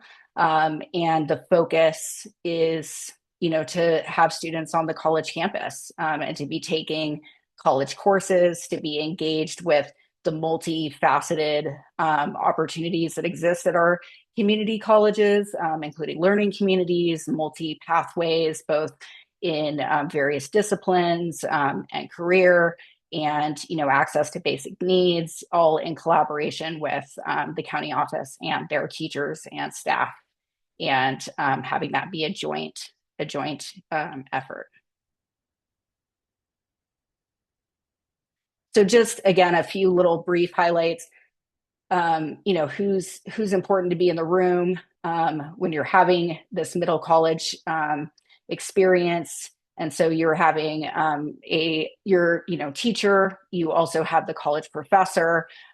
There's a variety of courses that are being offered. A key component, I think, to any of the course offerings is that they are really centered in what we call the golden path, the golden four, where you have writing and critical thinking. You have an emphasis with math. You have philosophy, psychology, a perspective also where you can take ethnic studies, and you have kind of a full gamut of courses that are all UC CSU transferable, which is an aspect of the Rising Scholars work as well, where everything needs to be something that is credit bearing, transferable, and is also something that's meeting the needs of the K through 12 structure as well. And then also having an academic counselor to help create those individualized student plans, which was mentioned a little bit earlier too. And, having that transition specialist to be able to make sure that the students are successfully transitioning from, their high school experience into college. This also is really centered in the idea that everything is with wraparound support services. So this includes basic needs support, tutoring and academic services are included in the college structure, as well as financial aid support for when they make that transition fully onto a college campus. The Rising Scholars Program in San Mateo County is Project Change, but that's synonymous basically with Rising Scholars. I feel like everybody has their own name. And so just some of the, pieces that I want to leave you with regarding this flexible middle college model, which again, this is only super high level pieces about it, and happy to talk to anybody who's curious about it and wants to learn more outside of this space. But really that it has diverse programming. Really, we do not want to limit our students' opportunities. They should be able to pursue whatever pathway that they desire and are interested in for their future. And so this is ultimately set up to, really focus on that. And also to create a space that is inspiring and motivating. You have a selection of professors who have said, I'm dedicated to doing this work. This is what I'm interested in. And also making sure that, the selection process is with professors who are engaging and who are putting students in a position to be really thriving. And then, lastly, collaboration and partnerships. This is not something that happens in a small bubble. It happens with multiple partners. And, really, this has been amazing to watch over the years, this development, not just this, but also, again, the college work, because you don't typically have such a collaborative experience of a community college, probation, and a county office of ed all coming into the same space, going like, let's build something together and, really hold that vision. And that's what's, been transpiring. So I can't wait to continue to see that grow out further. And this is part of that, is those key community partnerships with these organizations. And so, again, I'm just really happy to wrap up and move it over to my colleague who will be properly introduced. But what I do want to share a little bit about before I introduce Jeffrey is a little bit of the work that Jeffrey does and what we have at Youth Law Center also, which is our statewide student leadership cohort, the Scholars in Action Fellowship. And this is comprised of Rising Scholar students from across the state who are doing incredible policy work to really move the needle. And Jeffrey is overseeing that group. And it's always, centered in the idea that lived experience is going to drive what we're doing next. And so with that, even though there's another slide to talk about the student leadership cohort, and there they are, in our last group, I will pass it over to introduce Jeffrey. And thanks all. And if you want to report and other things, I'll add them in the chat. Katie, did you want to introduce Jeffrey? I do. I think we have a proper slide too. Yeah. Yes, we do. I'm sorry. I just lost my second screen. Hold on. Because Jeffrey's resume is tremendous and I want to do it justice.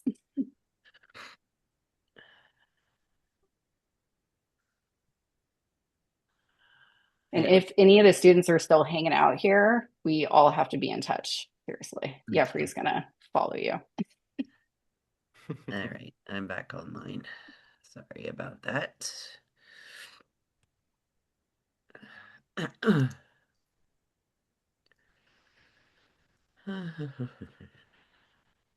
Well, I know, Katie, I wanna learn more about that. So I will be reaching out to you to learn more about that middle college program. That seems wonderful.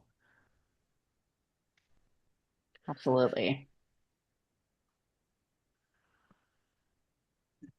Reed has a question in the meantime. I'm wondering if it'd be possible to allow him to ask the question. Yeah, Reed. yeah. Yeah, sorry. I just wanted to peep in here if we have a little bit of technology time waiting on this. Katie, I was able to work really closely with Lake Tahoe Community College's project or Rising Scholars program, and I was brought on as an alumni after graduating through the program. The director of the project, or the Rising Scholars, brought me on Aw, as a nice. worker, and I worked really closely with him. And some of the stuff that you're talking about sounds really amazing. I was just curious, with that community collaboration between the offices of education, probation, and that local college or community college, whatever it is, what progress has been made in towards offering face-to-face education and online distance education? Because when I was working there in the past 2 years, we were having some struggles and barriers as to providing the technology and also allowing instructors inside of the building. And I was just curious if you knew um, if there's any advancements made on those. Thanks, Reed. And thank you for your advocacy and all the work that you're doing. And, Lake Tahoe Community College, so many of them, but is really dear to my heart too. And I did get to hear a little bit about your journey. So it's really cool to meet you in person. I mean, not in person, but to hear from you and all of your students and what you built. So just to quickly answer that a little bit. So, in the legislation that passed in 2023, it very specifically called out that it is required for instruction to be in person. So, anyone who received this grant is required to offer in person instruction inside facilities. It cannot be correspondence, it can't just be online. The reality of that is that we're working with our colleges from across the state to implement and also to overcome the vast amount of barriers that the colleges and various partners can face when doing that, because traditionally up until that legislation, well, even just a couple years before that, it was like if people felt like offering higher ed, they could, or they didn't have to. So that's very recent requirement. And then the requirement for programming to be, so specific that it's required that it's in person is also something people are working towards. So, yeah, I hope that helps. But it's definitely a priority for the work that's happening, and would love to talk more, by the way, and learn from you. So, yeah, with Thank, that, thank you so much. Appreciate it. yeah, absolutely. With that, I'm really honored to introduce Jeffrey Mata Diaz, who is our coordinator of our Pathways to Higher Education work at Youth Law Center. And Jeffrey supports individuals experiencing homelessness and reentry. And this is work that Jeffrey has done over the years to connect them to housing and healthcare and community resources through a trauma-informed, equity-driven approach. And most recently has come on board to lead our student leadership fellowship group, and to move the needle towards the next generation of student leaders who are, really making changes across our state. And his advocacy began at Cabrillo College as the co-founder of the Rising Scholars Club, and really sparked his commitment to transformative spaces in education and community systems. Jeffrey researches how Central American students navigate higher education amid deficit narratives and cultural erasure, and has also been the president of the Central American United Student Association and vice president of the HSI Student Advisory Board. Um, Honestly, there's a lot more that Jeffrey has done and is doing that is not listed here. And so I do want to end with that Jeffrey's work is always grounded in liberation, service, and solidarity. And Jeffrey strives to uplift others while advancing equity and belonging, and is constantly a voice and a leader in this space. So, really proud to pass it over to Jeffrey. Thank you, Katie, for the very formal introduction. I appreciate some of the things you highlighted. And um, first and foremost, I want to thank everybody on this Zoom meeting right now. It's 7:51 p.m. So I value your time and energy. It doesn't go unnoticed. I'm currently a collaborative health and human services major, concentrating on public administration and nonprofit management right here at Cal State Monterey Bay. And I'm already applying for grad school. Gonna get my master's in public administrations, and I want to take this time to talk to you a little bit about my journey and how I ended up here in the first place. Um, as a product of the school to prison pipeline, I did not have the resources available nor the support system. And I was experiencing something that calls the Rosento effect, where people don't believe in me and don't have high expectations of me, and their behaviors and actions reflect that. Um, so it started back in 2015 after I was released from the youth center in Salinas, California. I ended up serving a year after a crime and graduating from court school, right? Being suspended from middle school and expelled, having to go to community day school. My experience taught me that um, there wasn't a lot of people that truly care about the youth experiencing what they're experiencing. And it wasn't until I was at the youth center that I was able to graduate with my high school diploma and my GED. And believe it or not, I was the valedictorian of all of the charter schools and continuation schools in Monterey County. And I like to say that I was the valedictorian of all the bad kids, but in reality, we weren't all bad kids. We just needed more support. We needed guidance. We needed someone to believe in us. And unfortunately, I didn't get that support. I didn't get that feeling that people believe in me, that I belong in here, that higher education is the way for me. It wasn't until 2023, 2 years after I was released from the state penitentiary. I remember when I was in juvenile hall and officers would mess around and tell me, you're gonna end up in the county jail. They would call it the White House. And I would say, no, I ain't. But words are powerful. And though they may not have meant it, I internalized it. And soon after I began my higher education journey in 2015 at MPC, Monterey Peninsula College, I found myself back again in the hands of the criminal justice system. No support, juggling multiple responsibilities, full-time employment, and at the time I had a kid on the way. However, 2 years after my release, right, I was released from California Men's Colony, San Luis Obispo, and in there, I had the opportunity to take college courses again. After serving 2 years in fire camp, I finally had the opportunity to get back to my education, to uh I would say, increase my chances of not coming back because I knew with an education, I can beat quote unquote somebody in life, like my mom would say. I'm a first generation Central American student, so I often took the opportunity my parents migrated for lightly. But things changed when I hit Cabrillo College. You know, I after 2 years of working in the plumbing industry and having my uncle pass away, I realized that I wanted to change the narrative. I wanted to break the stigma. I wanted to leave a legacy. I wanted to break generational cycles of poverty and trauma and violence. I was 5 years old when I see my first dead body in Central America. People don't know and don't think about how Central American youth end up here in the first place. Nobody wants to flee their country, but when you have MS-13 and 18th Street controlling the streets, you have no other choice but to flee and seek safety. While at Cabrillo College, my advocacy journey began advocating for the Rising Scholars Program. Immediately, we were involved in advocating for the project coordinator.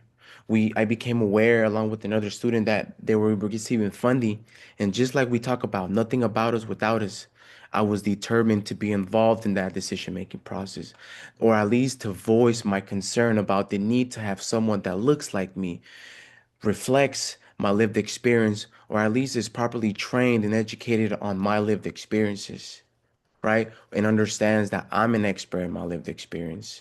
and has the cultural humility to understand that. While at Cabrillo College, I had the opportunity to serve as a student trustee, something that I would have never taken on unless someone believed in me. I would have never applied to the Youth Law Center Scholars in Action Fellowship if the director of the Rising Scholars Program didn't believe in me. I would not have traveled to Hawaii, New York, and Chicago, and so many other places across the country for professional development and to acquire best practices to bring back to the campus if it wasn't for someone that believed in me and saw my potential. I was determined, committed to bring that back with me. If you recall in the slides that Katie presented, that wraparound support, I had to build it and I will have to continue building it, right? But now it's getting easier because now we have Project Rebound, Underground Scholars, we have basic needs, we have more support. And that's why I feel now more than ever, we have an opportunity to create and establish these pipelines as an alternative to incarceration and reduce recidivism, not only for our youth who face significantly higher rates of recidivism, right? But also in general, to everyone that comes in contact with the criminal justice system, what is in place to prevent you from continuing in that behavior? My journey at CSUMB has been nothing but transformative, piggybacking on what Cabrillo has invested in me. While at CSUMB, I've had the opportunity to be involved in shaping and guiding our HSI efforts because someone believed in me, believed in the power of my voice and my lived experiences, and sees the potential. When you believe in someone and expect high things of someone, just as Katie has always done for me since I started as a member and am now having her support me as the project coordinator, I would not be here if she, along with the previous coordinator, along with the whole team and everyone from Rising Scholars to EOPS to Basic Needs to the Learning Center to Student Services to Associated Students to the Dean of Students, I would not be here if that energy and that belief was not instilled in me 100%. Right. And now I plan on continuing to carry that. My objective is to strengthen not only our formerly incarcerated youth system impact its ability to advocate within their campus, to advocate for professional development opportunities, to advocate for employment opportunities, decision making opportunities. These skills are transferable skills that will take them to the next level. But it's important that we are creating those opportunities and are believing that these students are capable of and more.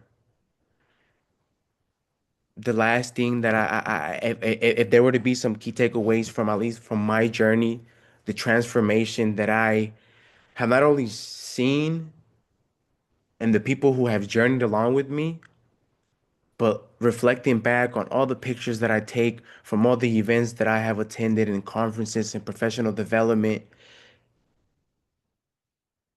my CV looks good because someone believed that I can do those things.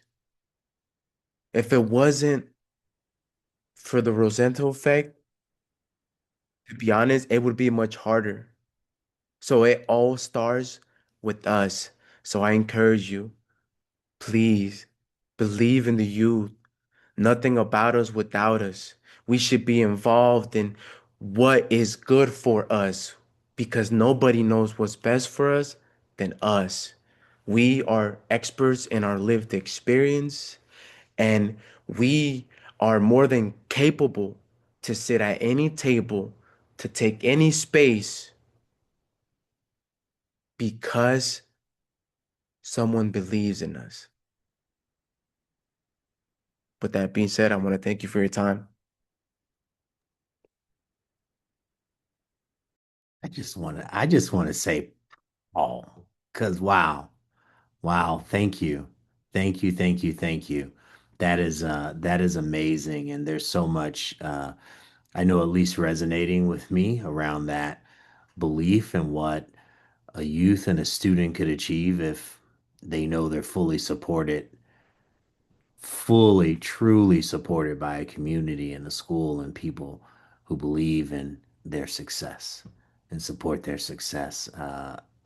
There's so much nested in that. So thank you very much. And I know we're going to have a lot of takeaways from that. So with that, I know we're at our time, but like Yafri said, I can feel your energy. I'm going to ask for a few more minutes of your time so that we can do some reflection. I promise you, it's going to be worth it. It just had such an amazing time here. So let Deborah, let me just I know we're at time, but let me just ask you, Deborah, can we at least get in one or two reflections? Bina, can we get in a couple? Yeah, please go ahead. And I'm going to work on putting this survey in the chat box. Okay, So please absolutely, do. absolutely. So we have a few questions that we want to reflect on. I'm gonna put those here in the chat, but I'm gonna help just facilitate this. First and foremost, and you can put your response either in the chat or by raise of hand. This is being recorded, so we'll have a synopsis here. But I'm gonna just start with that first one there is, come into these sessions. This is the third session, but this one in particular, what are you going to take away from today and go back to your county office of education? What is resonating with you? At least name one thing that you're going to take back with you to your county office of ed. You can either put it in the chat or come off of mute or raise your hand and we'll acknowledge it.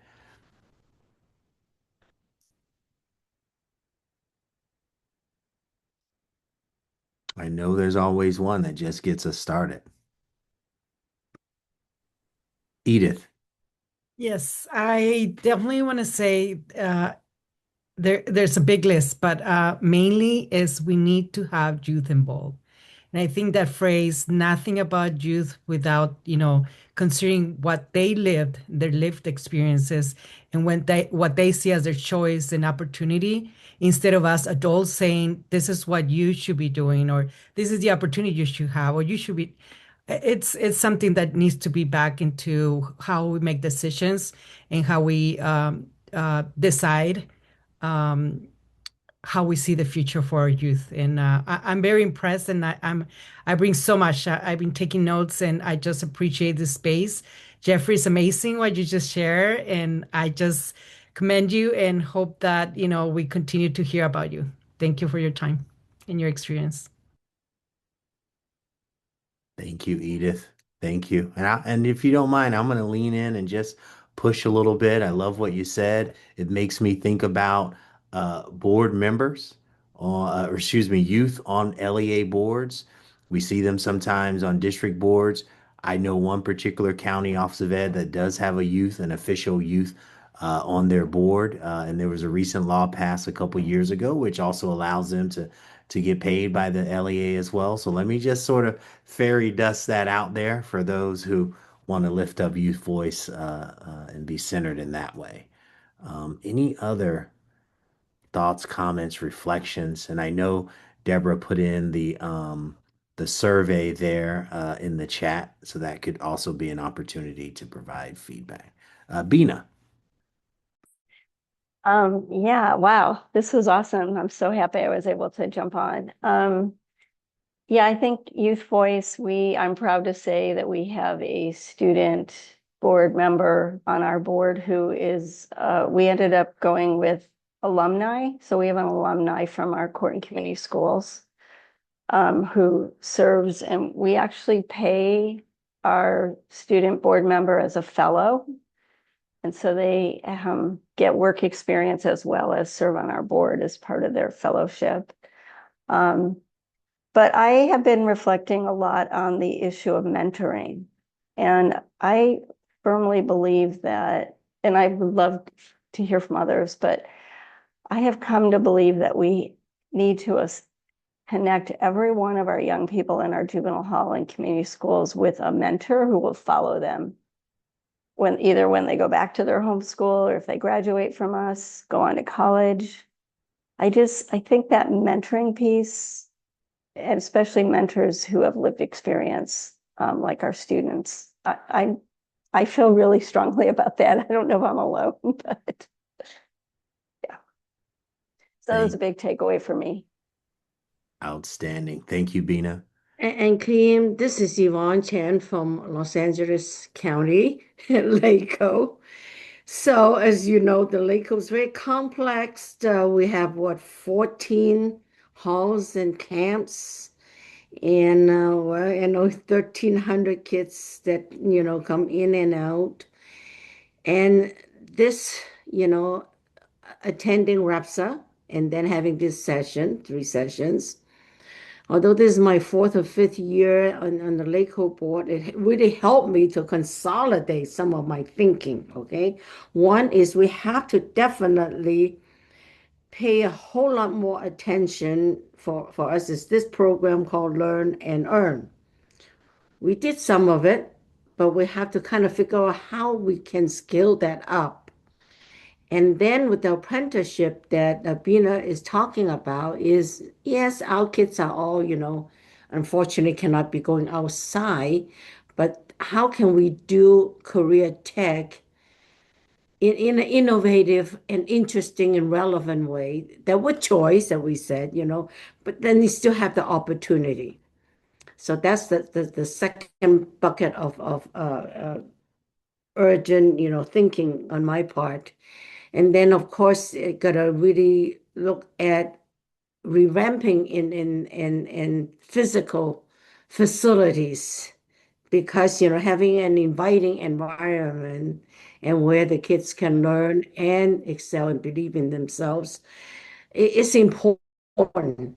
So we have to really start looking at the walls and the paints and where they learn, where they can congregate, where they can do sports and play music.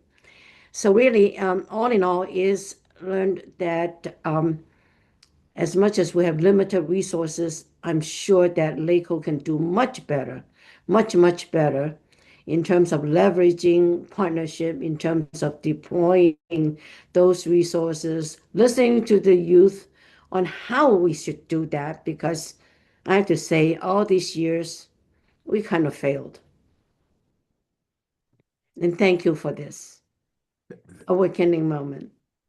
No, thank you, Yvonne, and thank everyone for attending. I want to reflect on one thing that you said, and also it aligns in with something in the chat. I think Chelsea put in the chat. Educator supports in our core and community schools are essential.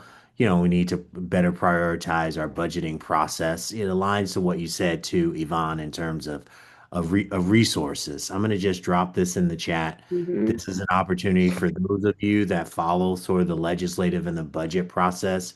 We're hosting an opportunity where the Legislative Analyst Office, they're delivering their state budget forecast on Wednesday. Mm. Next day on the 20th, we have them. We've created a space for alternative schools, folks who support Opportunity Youth, That Promise Youth, to include workforce folks that come in and hear directly from the LAO. They'll be talking about resources and Prop 98 and things of that nature. And so that's a plug for you guys if you guys, are interested in something like that, to learn about resources for your schools. With And that, if you mind me put a plug, thank you, Kareem, is that, if ACCPE, and we talk about it with Bina and the executive team, is that have a session share with our, member board members that exactly how do we get revenues?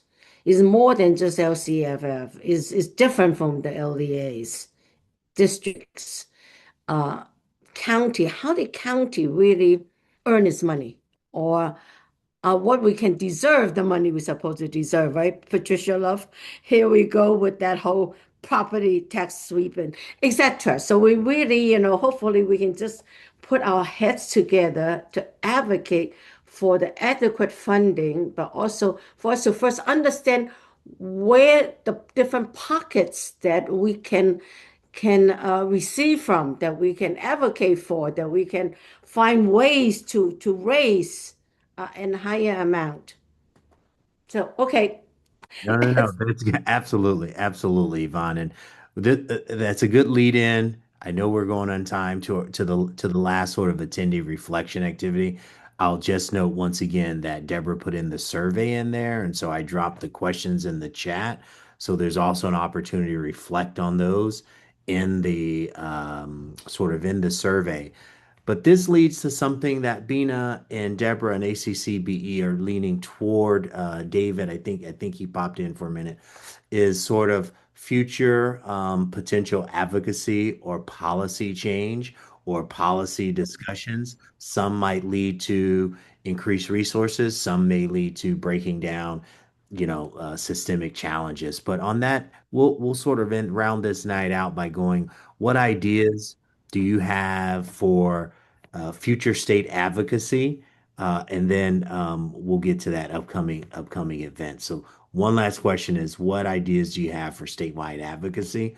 We'll let that be our outro reflection there, and we'll take a few before we close out.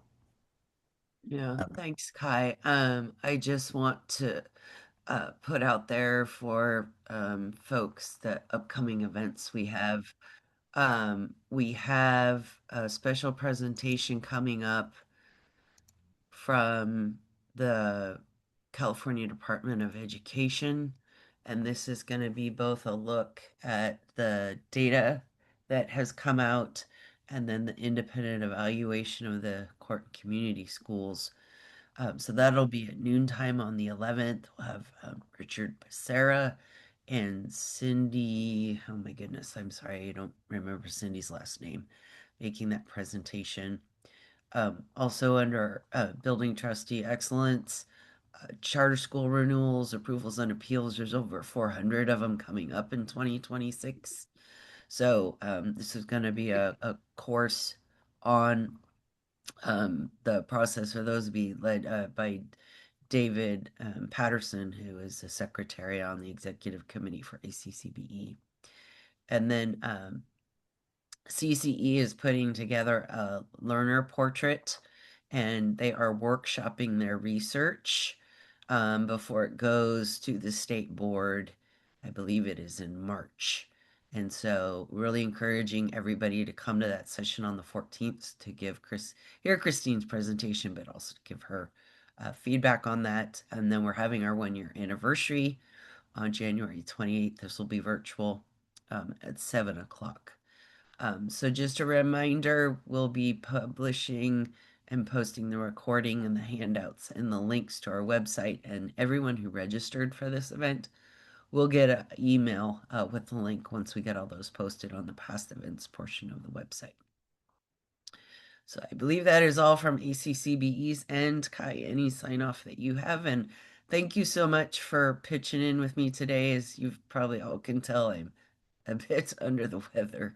So really appreciate you having there to ride shotgun with me. No, that's it, Deborah. Thanks to everyone who were able to be here with us. I think Bina was able to be here with us from far away, and so happy to see you.